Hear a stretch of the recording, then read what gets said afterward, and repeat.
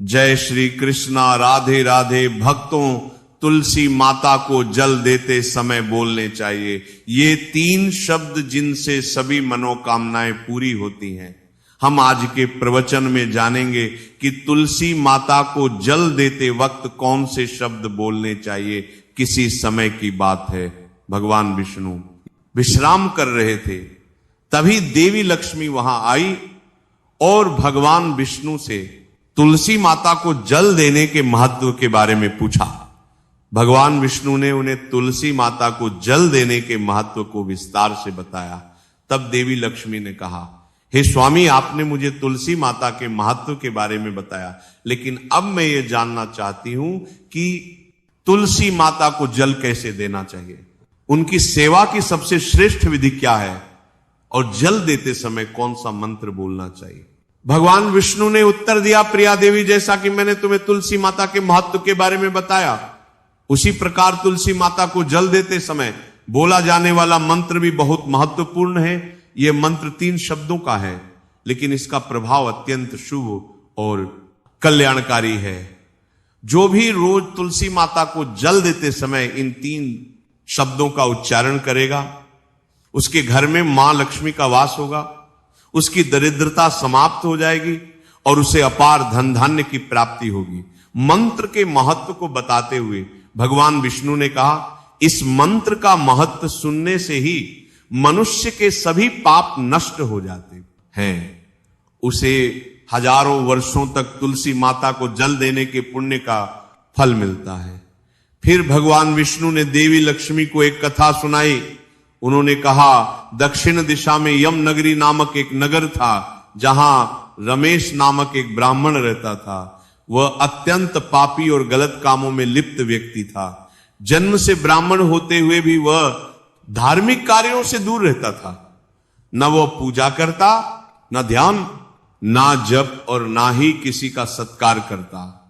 वह मदिरापान और मांसाहार भी करता था और हमेशा अनैतिक कार्यों में व्यस्त रहता था। और वह ब्राह्मण दिन में खेत में काम करके पत्ते बेचकर अपनी जीविका चलाता था और रात में वेश्याओं के पास जाता था। इस प्रकार उसने अनेक वर्षों तक अपना जीवन इसी पापपूर्ण तरीके से बिताया।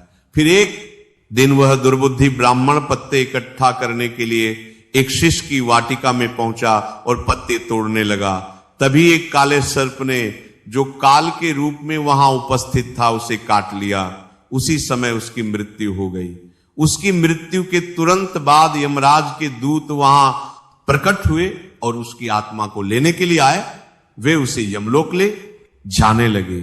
मार्ग में वह ब्राह्मण यमदूतों के सामने रोने और विलाप करने लगा। उसने कहा, हे दूतों, मुझे कहां ले जा रहे हो? मुझे छोड़ दो, मेरे प्राण बचा लो। लेकिन यमदूत बोले, अरे पापी ब्राह्मण, तेरे दुष्कर्मों के कारण तुझे ये दंड मिला है। अब यमराज तुझे घोर नरक में डालेंगे। यमलोक पहुंचने पर चित्रगुप्त ने उस ब्राह्मण का पूरा लेखा जोखा प्रस्तुत किया। उन्होंने कहा है, धर्मराज, इस ब्राह्मण ने अपने पूरे जीवन में केवल पाप किए हैं, इसने कभी कोई पुण्य कार्य नहीं किया। धर्मराज ने दूतों से कहा, हे दूतों, इस घोर पापी ब्राह्मण को नरक में डाल दो, इसे अपने कर्मों का फल भोगना होगा। यमदूत उसे ब्राह्मण को नरक में ले गए और उसे भयंकर अग्नि में धकेल दिया। वह कई वर्षों तक नरक की यातनाएं सहता रहा। इसके बाद उसे अगले जन्म में बैल के रूप में जन्म मिला। बैल का शरीर पाकर उसने भारी बोझ उठाने का कार्य किया। उसका मालिक उससे दिन रात काम करवाता था। जब उसकी शक्ति समाप्त होने लगी तो मालिक ने उसे एक लंगड़े आदमी को बेच दिया। वह लंगड़ा आदमी उस बैल का उपयोग अपने बोझ उठाने के लिए करता था। बैल ने 8 वर्षों तक उसकी सेवा की। फिर एक दिन वो बैल लंगड़े आदमी को लेकर एक ऊंचे पर्वत पर चढ़ा। अधिक परिश्रम और थकान के कारण वह बैल मूर्छित होकर गिर पड़ा और अंतिम सांसें लेने लगा। वहां खड़े लोगों को उस बैल पर दया आ गई। उन्होंने उसके मुख में पानी डालने का प्रयास किया। उसी वे में एक पुण्यात्मा व्यक्ति भी था। उसने अपने पुण्य का थोड़ा सा भाग उस बैल को दे दिया। इसे देखकर अन्य लोगों ने भी अपने अपने पुण्य उसे देना शुरू कर दिया। उसी वे में एक वेश्या भी थी। सभी अपना पुण्य उस बैल को देकर उसका उद्धार करने का प्रयास कर रहे थे। ये देखकर उस वेश्या ने भी अपना पुण्य उस बैल को दे दिया। कुछ देर बाद उस बैल की मृत्यु हो गई। फिर उस स्थान पर यमदूत आए और उस बैल के शरीर से उस ब्राह्मण की आत्मा को निकालकर यमलोक ले गए। यमलोक पहुंचने पर उसे यमदेव के सामने प्रस्तुत किया गया। चित्रगुप्त ने जब उसका लेखा जोखा देखा तो वे चकित रह गए। वेश्या के द्वारा दिए गए पुण्य के कारण उसके सभी जन्मों के पाप नष्ट हो चुके थे। यमदेव ने कहा, हे ब्राह्मण, उस वेश्या ने तुझे अपना पुण्य देकर तुझ पर बड़ा उपकार किया है। उसी के पुण्य के प्रभाव से तुम्हारे सभी पाप नष्ट हो गए, इसीलिए अब तुम्हें फिर से मनुष्य जन्म प्राप्त होगा।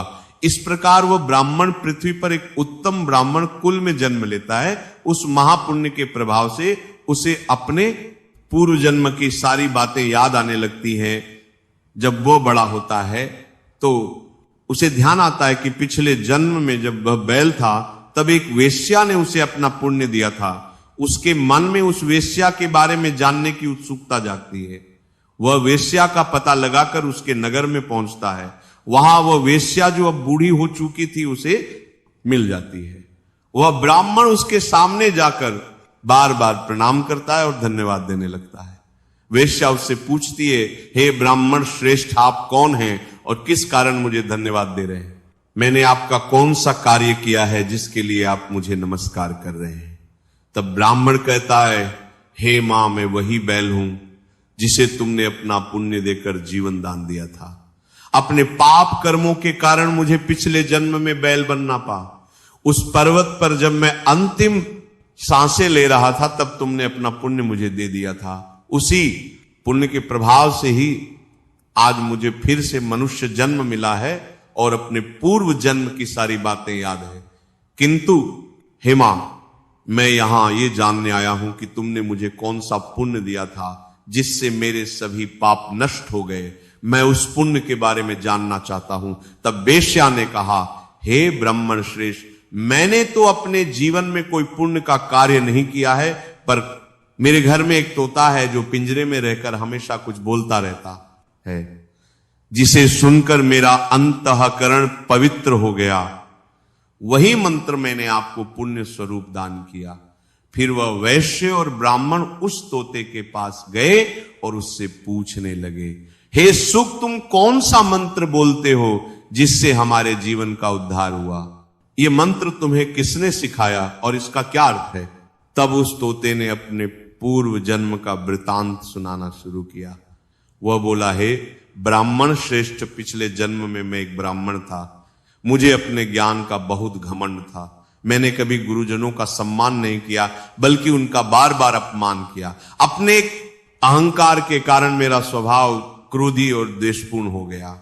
मैं सभी को तुच्छ समझने लगा और विद्वानों का भी अपमान करता था। कालांतर में मेरी मृत्यु हो गई और मुझे यमलोक ले जाया गया।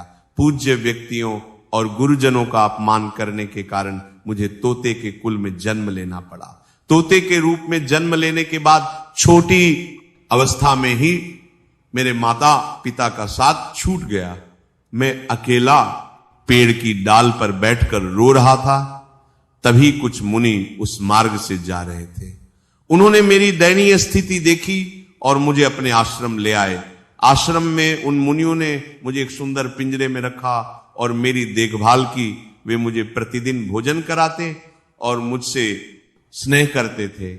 उस आश्रम में वे उनकी पत्नियां और बच्चे प्रतिदिन तुलसी के पौधे को जल अर्पित करते और एक मंत्र का जाप करते थे। उनके मुख से बार बार मंत्र सुनकर मैंने उसे याद कर लिया। तब से मैं उसी मंत्र का जाप करता हूं। इस मंत्र के प्रभाव से मेरे जीवन में सकारात्मक बदलाव आने लगे। मुझे अपने कर्मों का पश्चाताप हुआ और मेरी मृत्यु भी टल गई। मेरी आयु 100 वर्ष हो गई और इतने वर्षों तक मैं जीवित रहा। एक दिन रात के समय एक चोर उस आश्रम में आया और मुझे वहां से चुरा लिया। बाद में इस वेश्या ने उस चोर से मुझे खरीद लिया। वेश्या के घर आने के बाद भी मैं वही मंत्र बोलता रहा। इस मंत्र को सुनकर इस वेश्या का अंतःकरण पवित्र हो गया।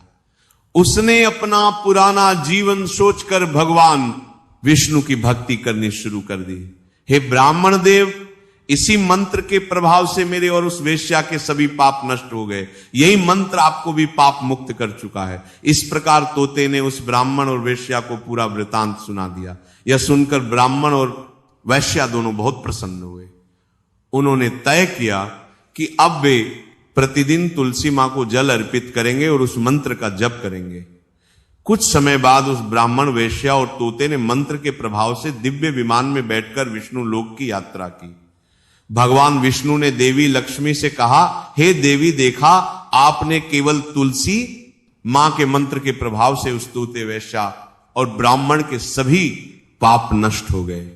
इसीलिए हर व्यक्ति को प्रतिदिन तुलसी मां को जल अर्पित करते हुए इस मंत्र का जाप अवश्य करना चाहिए। वह मंत्र इस प्रकार है, ओम वृंदावनी स्वाहा, ओम वृंदावनी स्वाहा। जो स्त्री प्रतिदिन तुलसी मां के साथ माने इस मंत्र का उच्चारण करेगी वह सौभाग्यशाली बनेगी। जो पुरुष इसका जप करेगा उसे अक्षय धन की प्राप्ति होगी। जिस घर में प्रतिदिन तुलसी मां की पूजा होगी वहां लक्ष्मी जी का सदावास रहेगा। तुलसी मां का ये मंत्र फलदायी और सिद्धियों को प्रदान करने वाला है। स्त्रियों को स्नान के बाद बाल बांधकर मांग में सिंदूर लगाकर तुलसी मां को जल चढ़ाना चाहिए। साथ ही तुलसी मां की परिक्रमा करनी चाहिए। शाम के समय तुलसी मां के पास दीपक जलाने से घर में सुख समृद्धि आती है। भगवान विष्णु की पूजा तुलसी मां के बिना अधूरी है। तुलसी का एक पत्ता चढ़ाने से भगवान को उतनी प्रसन्नता मिलती है जितनी हजारों अमृत के घड़ों से नहलाने पर भी नहीं मिलती। जो भी व्यक्ति तुलसी मां का सम्मान करेगा और उनके इस मंत्र का जप करेगा उसे ना केवल इस लोक में बल्कि परलोक में भी शुभ फल प्राप्त होगा। ऐसा फल तुलसी मां के पत्तों के दान से मिलता है। जो मृत्यु के समय अपने मुख में तुलसी के पत्तों का जल ग्रहण करता है, ऐसा व्यक्ति अपने सभी पापों से मुक्त होकर भगवान विष्णु के धाम जाता है। भगवान विष्णु कहते हैं पूर्णिमा, अमावस्या, द्वादशी और सूर्य संक्रांति के दिन मध्याह्न काल, रात्रि और अशोच के समय तेल लगाकर बिना स्नान किए अथवा बिना हाथ पैर धोए रात्रि के वस्त्र पहनकर तुलसी के पत्ते तोड़ना महापाप होता है। श्राद्ध, व्रत, दान, प्रतिष्ठा और देव पूजा के लिए तोड़े गए तुलसी के पत्ते 3 रात तक पवित्र रहते हैं। तुलसी के पत्तों को बिना नष्ट किए उसके अग्रभाग को तोड़ना चाहिए। तुलसी की मंजरी जो सभी फूलों से श्रेष्ठ मानी जाती है, इसे उसे तोड़ते समय पत्तियों का होना आवश्यक है। पौधे को बिना हिलाए केवल अग्रभाग को तोड़ना चाहिए ताकि पूजा का फल और बल तुलसी के पत्तों को कभी नाखून से नहीं तोड़ना चाहिए क्योंकि इससे पाप लगता है। रात्रि के समय तुलसी के पौधे को छूना या उसके पत्ते तोड़ना अशुभ माना जाता है क्योंकि रात्रि में वह निद्रावस्था में होती है। गुरुवार को तुलसी के पौधे